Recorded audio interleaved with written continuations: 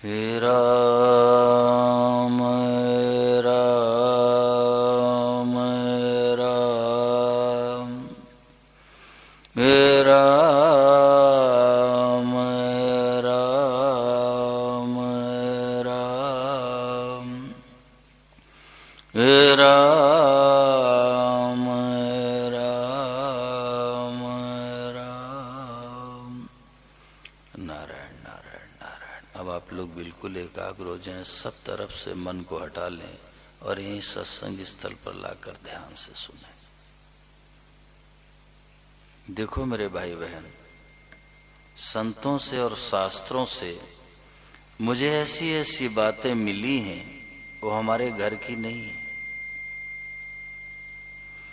शास्त्रों से और संतों से ऐसी ऐसी बातें मिली हैं सज्जनों, इसी वर्तमान जीवन में मनुष्य मात्र, स्त्री हो पुरुष हो, गरीब हो अमीर हो, पढ़ा लिखा हो अपढ़ हो, किसी भी जाति वर्ण आश्रम संप्रदाय का कोई क्यों ना हो, महान आनंद की प्राप्ति कर सकता है। मनुष्य मात्र।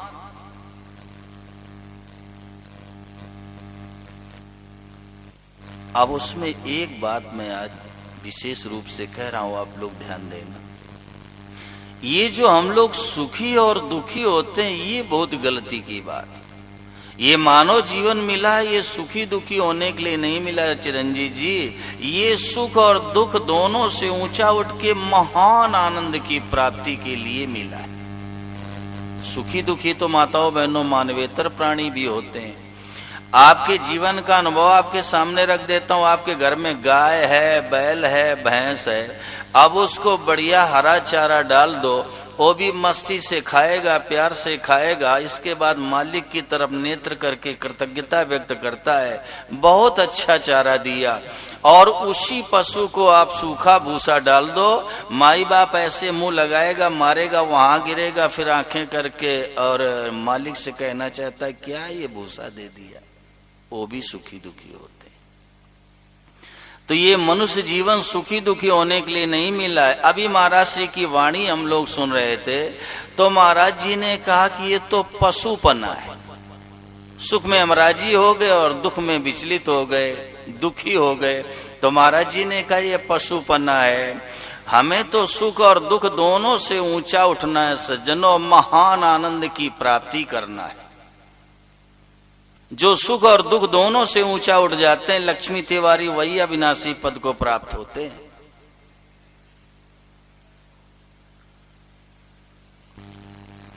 अरे भाई संसार में रहेंगे, कभी सुख आएगा, कभी दुख आएगा, कभी सम्मान होगा, कभी अपमान होगा, कभी निंदा होगी, कभी स्तुति होगी, कभी व्यापार में लाभ होगा और कभी घाटा होगा, कभी घर में छोरे का जन्म होगा, कभी मरेगा। ये तो होगा। महापुरुषों ने कहा देह धरे का दंडया और सब खाऊ को होए, ज्ञानी भुगते ज्ञान से मूर्ख भुगते रोए। अरे भाई शरीर मिला है तो सज्जनों, कभी सुख आएगा, कभी दुख आएगा, कभी सम्मान होगा, कभी अपमान होगा, कभी जगत में निंदा होगी, कभी स्तुति होगी, कभी व्यापार में लाभ होगा, कभी घाटा होगा, और कभी घर में छोरे का जन्म होगा, कभी छोरा मरेगा। ये तो होगा। सोनी जी यही बात तो भगवान ने गीता जी में कही है। आगमा पाइनो नित्या तान तितिक्षस्व भारत अर्जुन, ये सब आने जाने वाले, तुम इनको सह लो।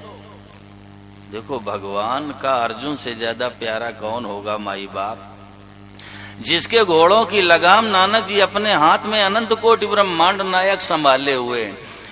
और भगवान तो कर्तुम अकर्तुम अन्यथा कर्तुम समर्था। माताओं बहनों, भगवान तो सर्व समर्थ हैं। अगर भगवान चाहते तो विजय जी साफ शब्दों में अर्जुन से कह देते, अर्जुन चिंता न करो, मैं इनको दूर कर दूंगा। लेकिन भगवान ने ये नहीं कहा। भगवान ने प्रमोद जी कहा आगमा पाइनो नित्या तान तितिक्षस्व भारत अर्जुन, ये सब आने जाने वाले, तुम इनको सह लो। तो ये आज्ञा केवल अर्जुन के लिए है क्या? हम सभी के लिए है। राजपाल जी, भगवान आज्ञा दे रहे हैं कि भाई ये आने जाने वाले तुम इनको सहन कर लो। मैं निवेदन ये करना चाहता हूं कि सज्जनों, संतों ने भी कहा आवत हर्ष न उपजे और जावत शोक न होए, ऐसी रहनी जो रहे तो घर में जोगी हो। उसको कपड़े लाल करने की कोई आवश्यकता नहीं, वो घर में जोगी है। आवत हर्ष न उपजे, यानी अनुकूलता में हम राजी न हो और खुराना जी प्रतिकूलता में विचलित न हो। तो अरुण तिवारी, महापुरुषों ने कहा ऐसी रहनी जो रहे तो घर में जोगी होए। आशय मेरे कहने का है, जो परिस्थिति भगवान ने भेजी उसी में हमारा हित है, उसी में हमारा कल्याण, उसी में हमारा उद्धार है।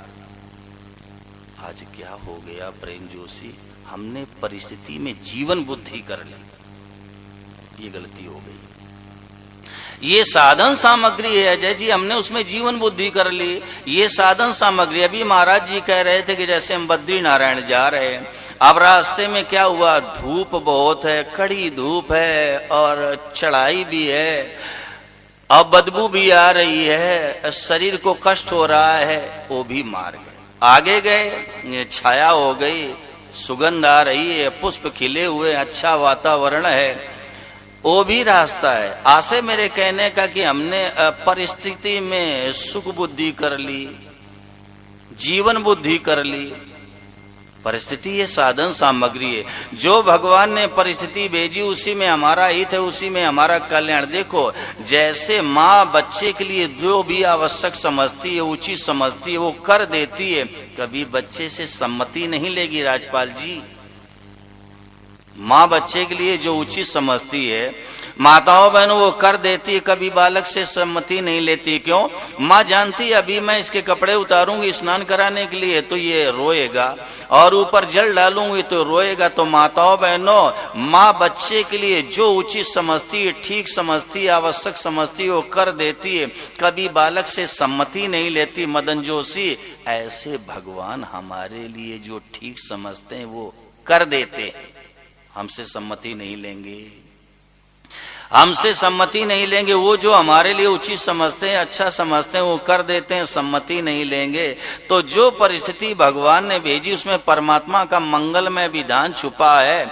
मैं निवेदन ये करना चाहता हूँ, प्राप्त परिस्थिति का सदुपयोग करके साधक को अपना कल्याण करना चाहिए। लेकिन खेद का विषय ये अरुण तिवारी, आज मनुष्य परिस्थिति को बदलने का प्रयास कर रहा है। आप प्रयास करो, मैं मना नहीं करता प्रमोद जी, लेकिन आप परिस्थिति का परिवर्तन कर लो। परस देवांगन ये आपके हाथ में नहीं है, इसमें आप स्वाधीन नहीं हो। आप प्राप्त परिस्थिति का सदुपयोग करके अपना कल्याण कर लो, इसमें आप स्वाधीन हो। अभी महाराज जी कह रहे थे जीवन में अनुकूलता आई है तो सेवा और त्याग के लिए आई है चिरंजीव जी, भोग के लिए नहीं। परमात्मा ने धन दिया है, पद दिया है, अधिकार दिया है, इससे दूसरों की सेवा करना है, भोग के लिए नहीं है। और अगर जीवन में प्रतिकूलता आई है तो सुख की इच्छा का त्याग कर दो, हमें सुख नहीं चाहिए। अनिल दुबे, वही प्रतिकूल परिस्थिति आपके जीवन में विकास की पृष्ठभूमि तैयार कर दे। भगवान ने जो परिस्थिति भेजी उसमें भगवान की कृपा छुपी है। जैसे बादलों का काम है सज्जनों जल देना, जल बरसाना, और सूर्य का स्वभाव है रोशनी प्रदान करना, चंद्रमा का स्वभाव ज्योत्सना प्रदान करना, ऐसे ही अरुण तिवारी भगवान का स्वभाव है कृपा करना। क्यों? भगवान कृपा के ही भुगाई सिंह बने हुए हैं। प्रातः स्मरणी पूज्यपाद गोस्वामी जी महाराज ने संदेश दिया है, तुलसी परतीत एक प्रभु मूर्ति कृपा मई है। श्याम जी ध्यान देना, जैसे स्वर्णकार की दुकान के बाहर लिखा होता स्वर्णमय गहने, यानी सब सोना ही सोना है, ऐसे ही भगवान विशाल कृपा के ही बने। गोस्वामी जी महाराज ने संदेश दिया है, तुलसी परतीत एक प्रभु मूर्ति कृपा मई है, यानी भगवान कृपा के ही बने। हर परिस्थिति में भगवान की कृपा है। संसार में अपमान हो जाए, जगत में निंदा हो जाए, व्यापार में घाटा हो जाए, शरीर में कैंसर जैसी भयंकर बीमारी हो जाए नानक जी, लेकिन उस बीमारी के पर्दे के पीछे भगवान की कितनी बड़ी कृपा छुपी है, इसका हम लोगों का मलिन मन कभी अंदाजा भी नहीं लगा सकता।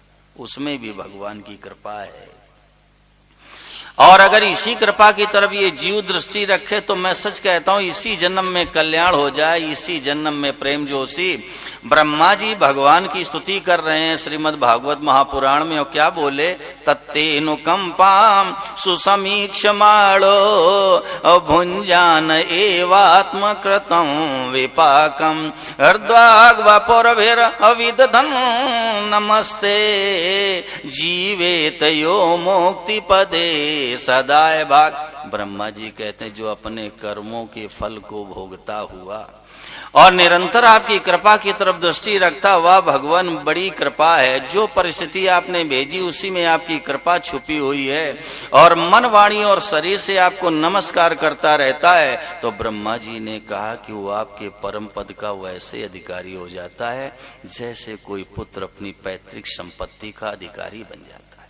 केवल भगवान की कृपा की तरफ दृष्टि रहे कि जो भगवान ने परिस्थिति भेजी उसी में हमारा हित है, उसी में हमारा कल्याण। मैं निवेदन ये करना चाहता हूं सज्जनों, जो भी परिस्थिति भगवान ने भेज दी उसमें परमात्मा का मंगलमय विधान छुपा हुआ। देखो कई लोग ये कह देते हैं कि महाराज भगवान ने मेरे को बड़ा दुख दिया। माताएं बहनें ध्यान दे के सुने, आप लोग जरा विचार करो भगवान के पास दुख कहां से आ गया जो आपको पकड़ा देंगे, उधार लाएंगे कि बाजार से लाएंगे। जो आनंद सिंधु सुख राशि और सीकर ते त्रैलोक्य सुपासी। शास्त्र कहता भगवान आनंद के सिंधु है और सीकर का अर्थ होता है सोनी जी बूंद। उनकी एक बूंद से तीनों लोग आनंदित हो रहे हैं। ये जो संसार में सुख बिखरा नजर आ रहा है ना, ये प्रेम जोशी मेरे केशव का, मेरे राघव का एक बूंद का बिखरा हुआ सुख। तो जरा विचार करो इस तीर्थ में बैठ करके ऐसे ठाकुर जी के पास दुख कहां से आ गया जो आपको दे देंगे। एक बात, दूसरी बात पर और विचार करना, कोई माता पिता अपने बेटा बेटी को दुख देना पसंद करते हैं क्या? आप लौकिक दृष्टि से भी चिंतन कर लो नानक जी, नालायक से नालायक संतान है श्याम जी, माँ बाप के तुरंत विपरीत चलने वाले। लेकिन ऐसी संतान के लिए भी माता पिता भगवान से प्रार्थना करते हैं कि प्रभु ये दुनिया में जहां भी रहे सुखी रहे। अब आप जरा विचार करो, एक जन्म के माँ बाप, और कोई माता पिता अपने बेटा बेटी को दुख देना पसंद नहीं करते हैं। तो भगवान हम लोग जिनकी प्यारी प्यारी संतान है, सब मम प्रिय सब मम उपजाए और सब ते अधिक मनुज मोहि भाया। इतना सुंदर संदेश राघव ने दिया है लक्ष्मी तिवारी, मेरे शरीर में तो रोमांच पैदा हो जाता है। पूरे भूमंडल में दृष्टि डाल के देख लो लक्ष्मी जी, अगर भगवान का कोई सबसे दुलारा है तो वो है मानव, सबते अधिक मनुज मोहि भाई। ये राम जी ने कहा है, मैं नहीं कह रहा हूं। ऐसे प्यारे प्यारे बेटा बेटी को कोई माता पिता दुख देना पसंद करेंगे तो ये सुख दुख क्या है? अब बहुत सावधानी से सुनना हरिगोविंद सराफ, 3 प्रकार के कर्म होते हैं, एक शुक्ल कर्म, एक कृष्ण कर्म, एक शुक्ल और कृष्ण मिश्रित कर्म। एक अच्छा कर्म, एक बुरा कर्म, एक अच्छा और बुरा मिश्रित कर्म।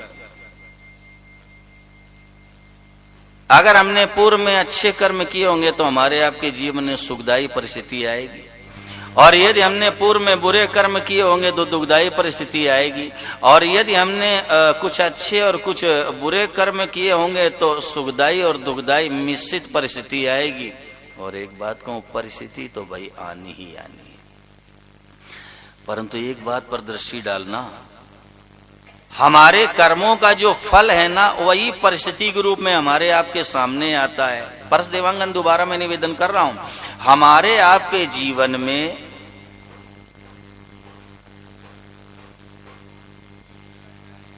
कर्मों का जो फल है, पूर्व में जो हमने अच्छे कर्म किए हैं तो उसका जो फल निकलेगा उसके अनुरूप अनुकूल परिस्थिति आएगी। अगर बुरे कर्म किए होंगे तो उसके अनुरूप दुखदायी परिस्थिति आएगी। तो मैं निवेदन ये करना चाहता हूं कि हमारे कर्मों का फल है परिस्थिति, लेकिन ये जो हम सुखी दुखी होते हैं ये हमारी है मूर्खता। और एक बात कहूं, हमारे कर्म चाहे अच्छे रहे हों चाहे बुरे रहे हों, लेकिन हमारे आपके कर्मों के फल का विधान कौन करता है अजय जी? भगवान करते हैं। अब आज ये हम लोगों ने पाठ किया श्रीमद् भगवद गीता के 5वें अध्याय का। अंतिम श्लोक में भगवान ने क्या कहा? भोक्तारम यज्ञ तपसाम और सर्वलोक महेश्वरम और स्वर्दम सर्वभूता नाम ज्ञात्वा माम शांति मृच्छति। बहुत सावधानी से लक्ष्मी ठाकुर छत्तीसगढ़ सुनना। भगवान ने कहा कि अर्जुन मैं सभी यज्ञों का भोक्ता हूं और सभी लोगों का महान ईश्वर और स्वर्दम सर्वभूता नाम। परमात्मा ने सन्नी बेटे मेरे लाल संदेश दिया कि मैं प्राणी मात्र का सुहृद हूं। एक बात कहूं, एक होता है मित्र और माताओं बहनों एक होता है सुहृद। जो भलाई के बदले भलाई कर दे, उपकार के बदले उपकार कर दे, उसको कहते हैं मित्र। लेकिन जो अकारण हमारे ऊपर दया करे और अकारण हमसे प्रेम करे, उसको कहते हैं सुहृद। एक बार फिर सुनो, जो भलाई के बदले भलाई कर दे, उपकार के बदले उपकार कर दे, रमेश जी, उसको कहते हैं मित्र। लेकिन जो अकारण हमारे ऊपर दया करे और अकारण हमसे प्रेम करे, उसको कहते हैं सुहृद। तो भगवान कह रहे हैं मैं प्राणी मात्र का सुहृद हूं, स्वर्दम सर्वभूता नाम। अब आप लोग जरा विचार करो, जो अकारण हमारे ऊपर दया करता है और अकारण हमसे आपसे प्रेम करता है, अरुण तिवारी वो हमारे आपके जीवन में ऐसी परिस्थिति कैसे भेज देगा जिसमें हमारा आपका हित हो जाए? जो परिस्थिति भगवान ने भेजी उसी में हमारा हित है, उसी में हमारा कल्याण है। गीता जी में भगवान ने कहा कि सुख दुखे समय कर्ता लाभा लाभो जया जयो और ततो युद्धा युजस नयो हम पाप मोवापसी। भगवान ने कहा अर्जुन ये महाभारत युद्ध होने जा रहा है, अब इसका फल होगा जय और पराजय, और उसका फल होगा लाभ और हानि, और उसका फल होगा सुख और दुख। तो तुम एक काम करो, जय और पराजय में, लाभ और हानि में, सुख और दुख में सम हो जाओ और फिर युद्ध करो। नैवम पाप मोवापसी। भगवान ने कहा अर्जुन तुम्हें पाप नहीं लगेगा। युद्ध जैसा घोर कर्म, जहां दिन भर गला काटने का काम माई बाप, ऐसा घोर कर्म करके मनुष्य अपना कल्याण कर ले, उद्धार कर ले, वो संदेश श्रीमद् भगवद गीता देती है माताओं बहनों। लेकिन सम होकर के युद्ध करो, राजी नाराज न हो।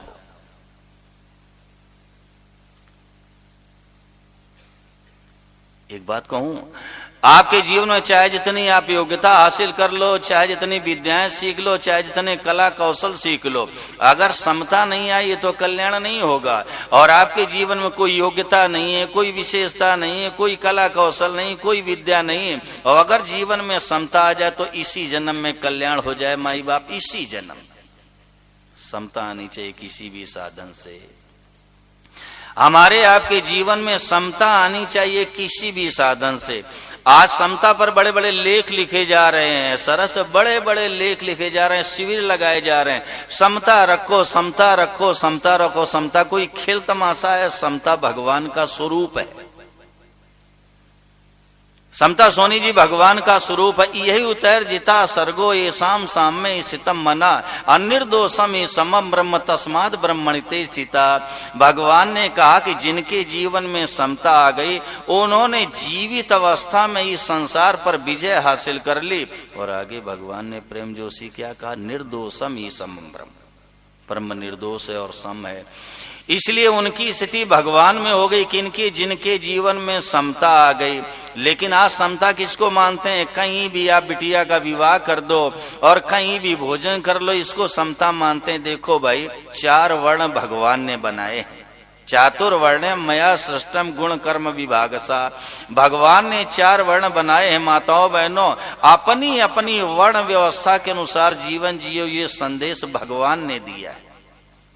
लेकिन आज समता किसको मान रहे हैं गिरधारी जी?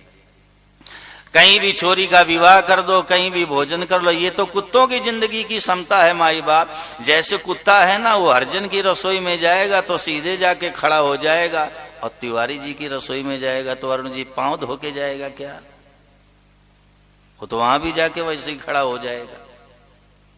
ये कुत्तों की जिंदगी की समता है कि कहीं भी बिटिया का विवाह कर दो और कहीं भी भोजन कर लो, ये तो कुत्तों की जिंदगी की समता है। एक बात कहूं, आज लोगों के हृदय में क्या भाव रहता? मैं तो ब्राह्मण हूं, मैं तो क्षत्रिय हूं। देखिए लक्ष्मी तिवारी, परमात्मा की प्राप्ति के मार्ग में, कल्याण उद्धार के मार्ग में राजपाल जी जितना देहाभिमान मेहतर का बाधक है, उतना ही ब्राह्मण का भी बाधक। नीच नीच सब तर गए, राम भजन लौलीन और जाति के अभिमान में डूबे सभी कुली।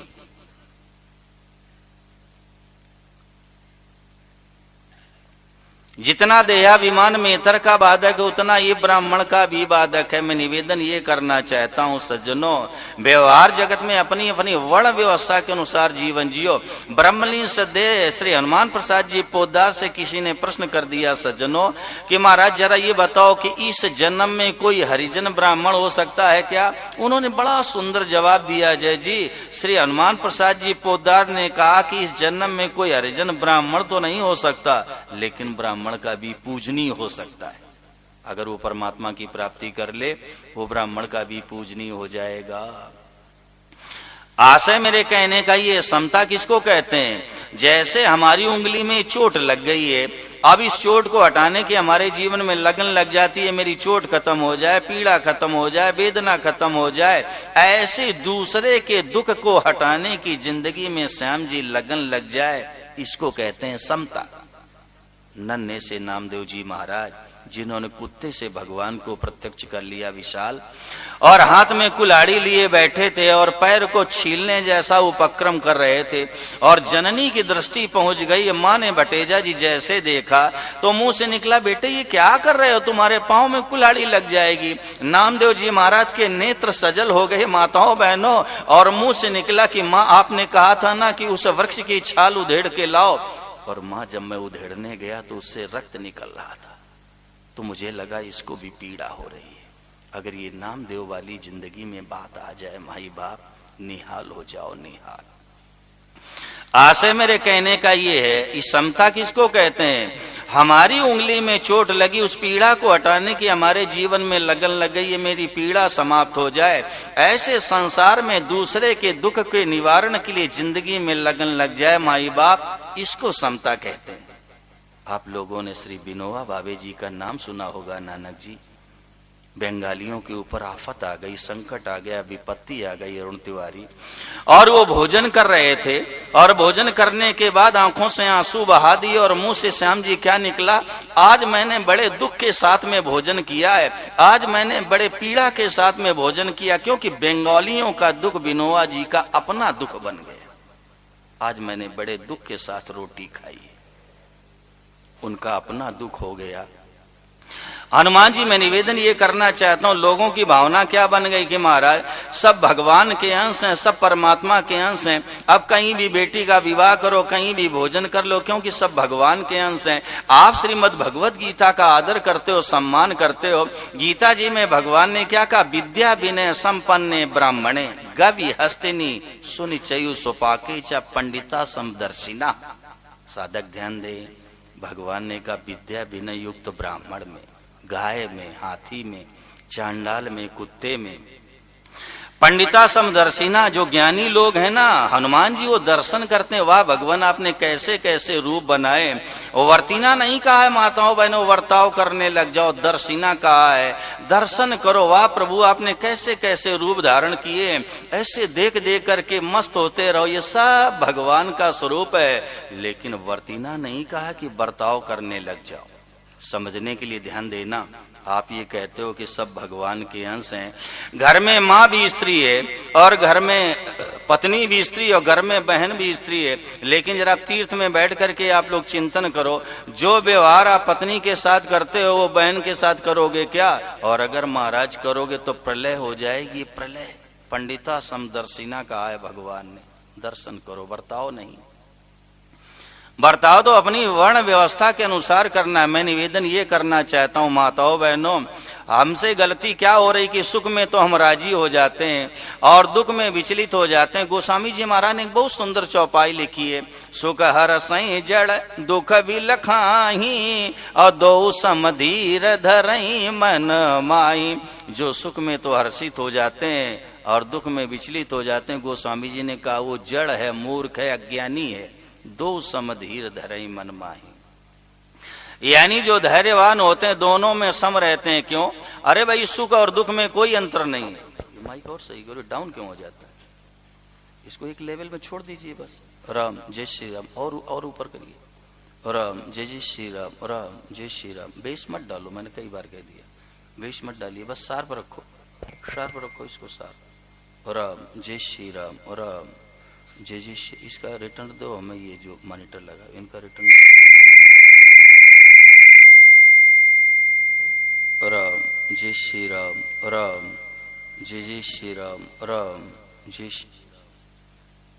राम, राम राम जय श्री राम, राम राम जय जय श्री राम, राम राम जय श्री राम,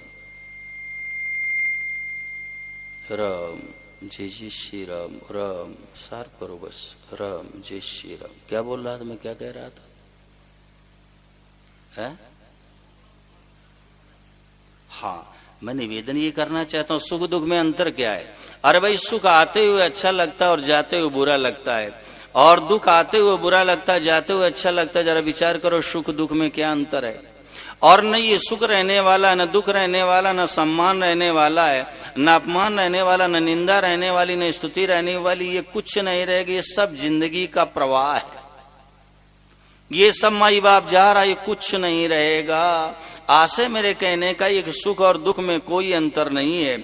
हमारे इसी राष्ट्र में, राजस्थान की धरती पर बड़े विलक्षण महापुरुष हुए जिनका नाम रज्जब जी। उन्होंने क्या कहा? रज्जब रोए कौन को, और हंसे सो कौन विचार, और गए सो आवन के, नहीं रहे सो जावन हार। रज्जब जी ने कहा, मैं किसके लिए रोऊं, किसके लिए हंसूं? क्यों कि जो चले गए वो तो आने वाले हैं नहीं, अब उनके लिए रोने से फायदा क्या है?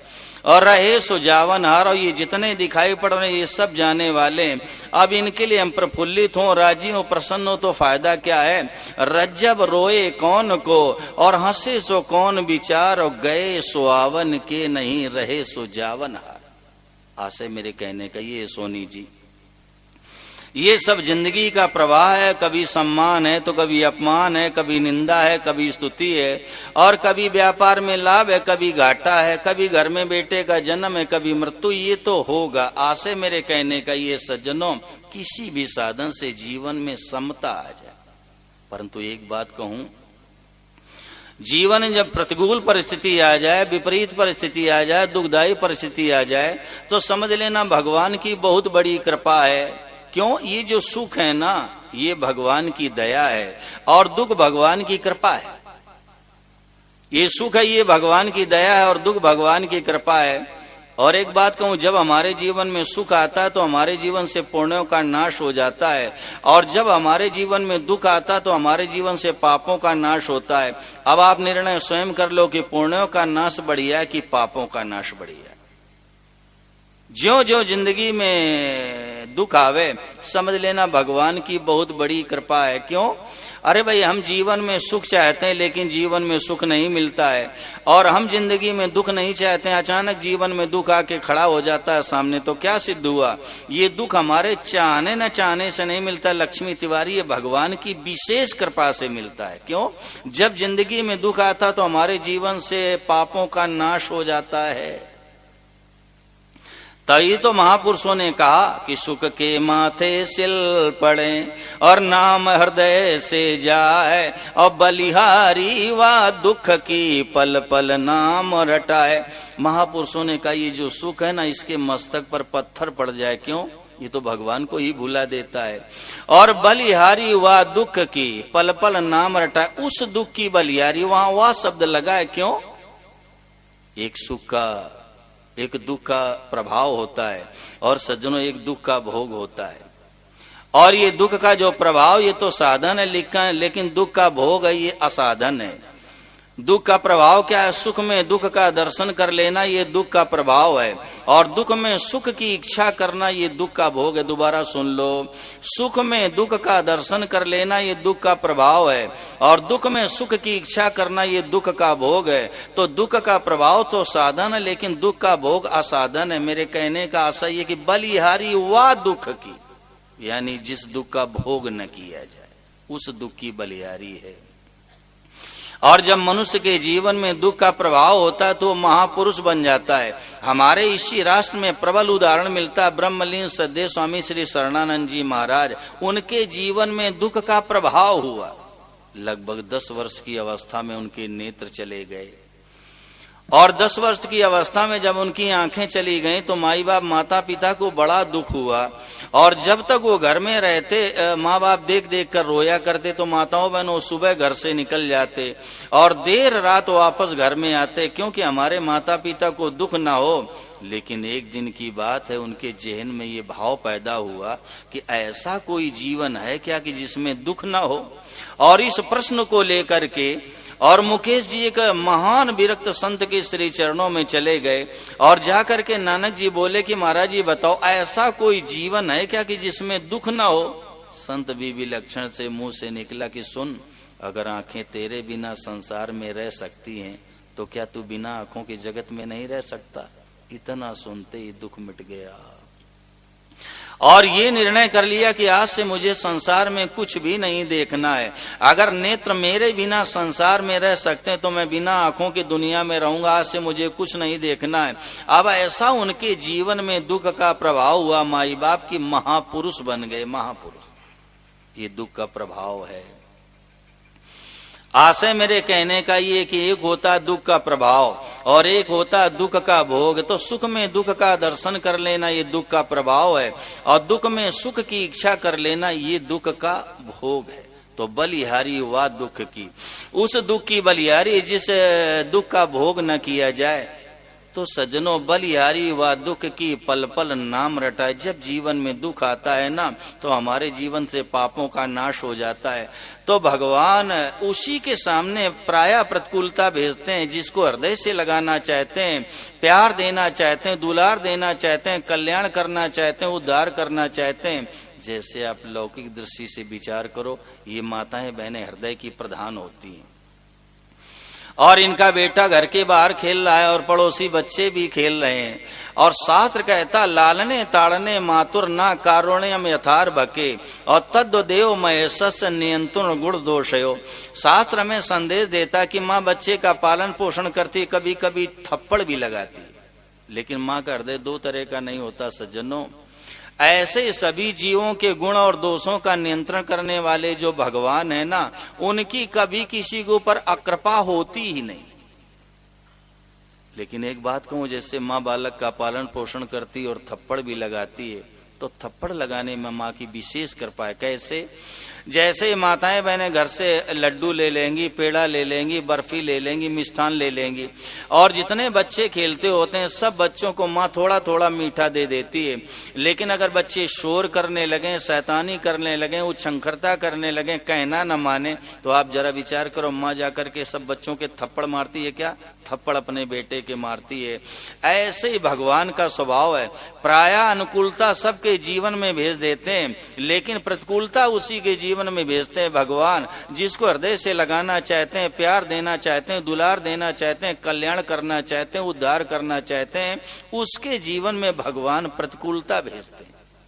क्यों? भगवान ये चाहते हैं कि इसके जीवन से पापों का नाश हो जाए, इसका जीवन निर्मल हो जाए, शुद्ध हो जाए। इसको मुझे हृदय से लगाना है, प्यार देना है, दुलार देना है, कल्याण करना, उद्धार करना है, तो भगवान प्रतिकूलता भेजते हैं। कैसे? समझने के लिए ध्यान देना। जैसे स्वर्णकार होता है, आप लोगों का अनुभव है, और जो सोने के गहने बनाता है उसकी दुकान में चले जाना, देख लेना एक मंद मंद दीपक जला करता है। और जिस समय स्वर्णकार सोने को अपनाना चाहता तो माई बाप वो क्या करता है, कटोरी होती है और उसी में वो सोने को रख लेता है और एक टेढ़ा सा पाइप होता है, नागेंद्र तिवारी, उसी से फूंक मारता है, सारी विजाती धातु को नष्ट कर देता है। और जब शुद्ध सोना रह जाता तो माई बाप उसको अपना लेता है।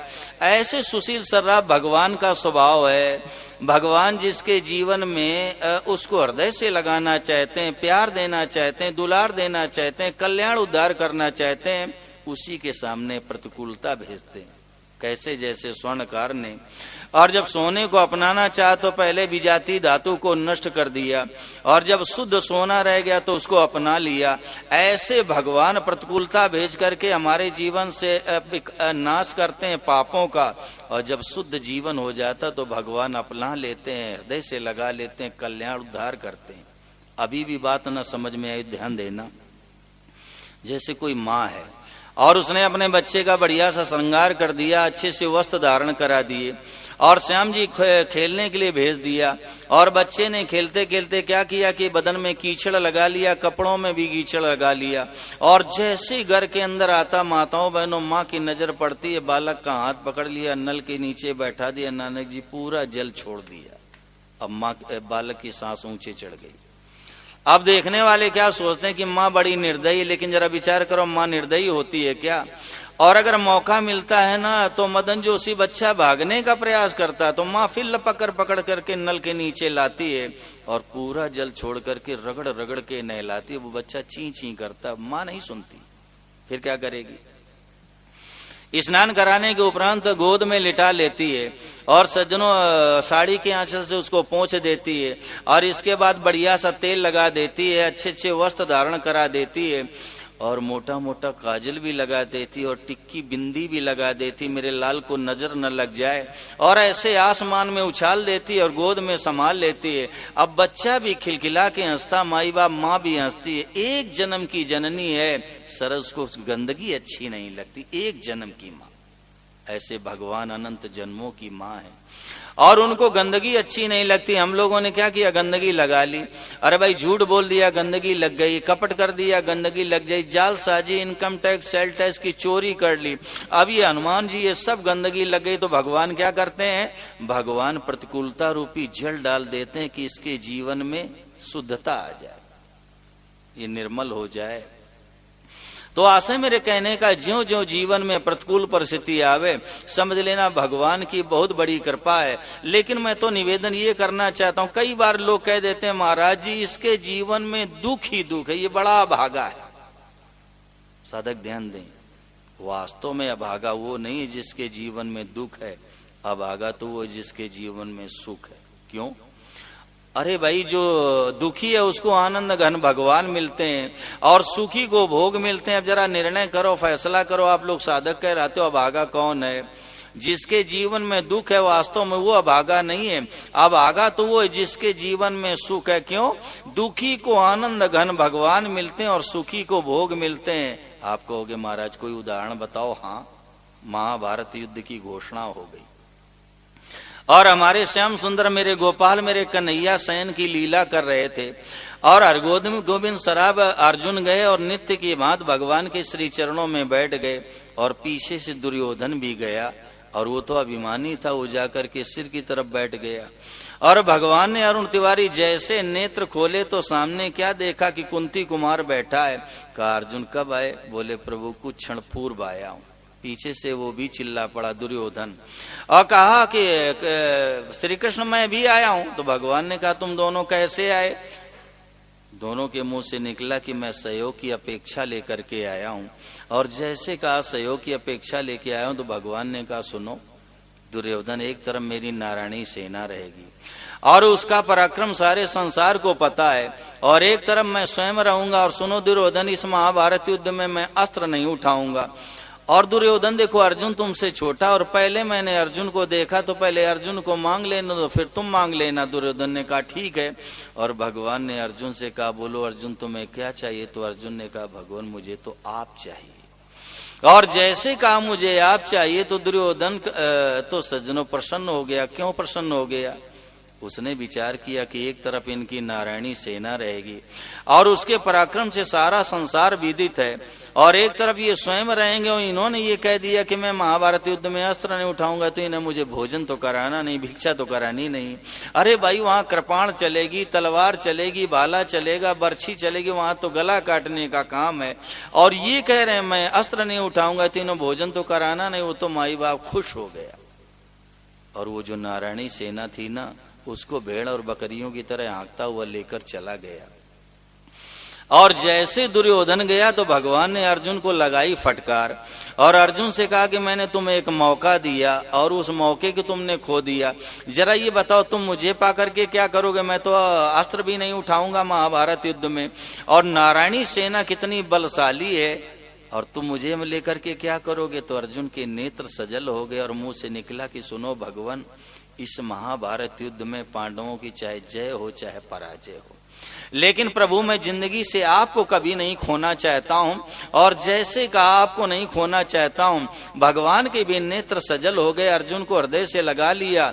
अब उसका फल क्या निकला माई बाप? 100 कौरवों में एक भी नहीं बचा, और विजय जी 5 पांडवों में एक भी नहीं मरा। भगवान ने कदम कदम पर रक्षा की। भगवान ने पांडवों की कदम कदम पर माताओं बहनों रक्षा की। मेरे कहने का आशय है कि दुखी अर्जुन को आनंद घन भगवान मिले और सुखी दुर्योधन को भोग मिले। फिर दुर्योधन का फल क्या हुआ? उसका अस्त्र क्या हुआ? अंतिम युद्ध में भीम की विशाल गदा ने जंगा को तोड़ दिया, और माई बाप वो पड़ा हुआ है कुरुक्षेत्र के मैदान में, और जो पक्षी है मृत शरीर समझ करके प्रेम जोशी चोंचों का प्रहार कर रहे हैं, और पूरा शरीर उसका विदीर्ण कर दिया, व्याकुल हो रहा है। अश्वत्थामा उसी समय पहुंच गया, और जैसे दुर्योधन की दशा को देखा तो विकल हो गया और कहा, मित्र तुम्हारा मैंने वो वैभव देखा है, और आज उस महापुरुष की ये दशा, बोलो तुम क्या चाहते हो, मैंने तुम्हारा नमक खाया है। और उसी समय दुर्योधन के मुंह से निकल गया कि मित्र अश्वत्थामा, हम 100 भाई एक भी नहीं बचा, और 5 पांडवों में एक भी नहीं मरा। अगर एक भी मर जाता तो हृदय को कुछ तो शांति मिलती। उसी समय अश्वत्थामा के मुंह से निकला, अच्छा तुम यही चाहते हो तो मैं 5 का गला आज काट के लाता हूं।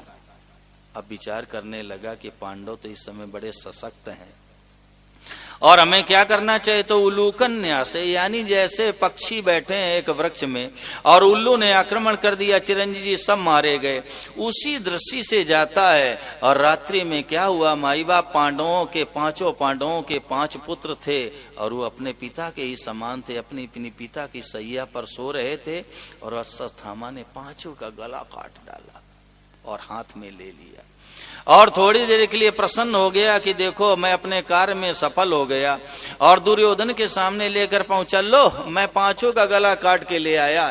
थोड़ी देर के लिए तो दुर्योधन भी प्रसन्न हो गया, लेकिन जैसे हाथ में दिया तो रो पड़ा दुर्योधन। क्या किया अश्वत्थामा? ये पांडव नहीं, ये पांडव पुत्र हैं, इनसे मेरा कौन सा बैर है, और तूने तो मुझे पानी देने लायक भी नहीं रखा। धड़ाम से सिर जमीन में लगा, चिरंजीवी जी प्राणांत हो गया, वो भी दुनिया से चला गया। मेरे कहने का आशय 100 कौरवों में एक भी नहीं बचा, और 5 पांडवों में एक भी नहीं मरा। क्यों नहीं मरा? कि आनंद घन भगवान मिले। जाको राके साइया, मार सके न कोई, बाल न बांका कर सके चाहे जग बैरी हो। लेकिन एक निवेदन है, ध्यान दे के सुनना, ये दुखी तभी तक अभागा है जब तक ये संसार की तरफ देखता है। अगर ये संसार से विमुख होकर के भगवान के सन्मुख हो जाए तो माताओं बहनों, दुखहारी परमात्मा इसके जीवन से सदा के लिए दुखों का नाश कर देंगे। ये तभी तक अभागा है जब तक ये संसार की तरफ दृष्टि रखता है, और अगर ये संसार से विमुख होकर के और भगवान के सन्मुख हो जाए तो माताओं बहनों, दुखहारी परमात्मा सदा के लिए इसके जीवन से दुखों का नाश कर देंगे। लेकिन मैं तो आपको विषय में वापस लाना चाहता हूँ, न मैं हमें भगवान से सुख मांगना है और न दुख मांगना है। हमें तो परमात्मा से यही कहना है कि हम राजी हैं उसी में जिसमें तेरी रजा है। अभी महाराज जी कह रहे थे कि है पूरे